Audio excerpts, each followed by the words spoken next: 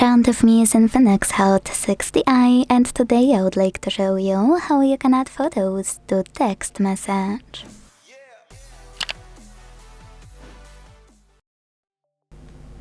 Start by launching Messages app and selecting or creating a chat.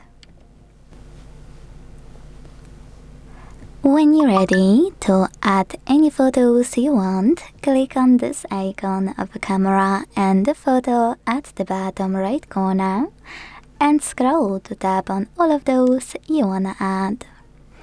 If you can't find them here, don't worry, click on the same icon and then select folders to look for your photo over here.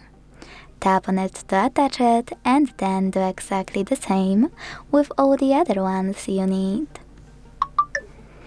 If you want to take a photo and add it within Messages app, use the same icon and this time tap on those two arrows at the top right corner of Camera section on the left.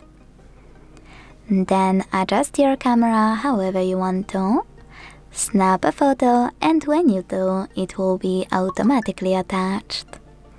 Thanks so much for watching. If you enjoyed this video, leave a like, comment and subscribe.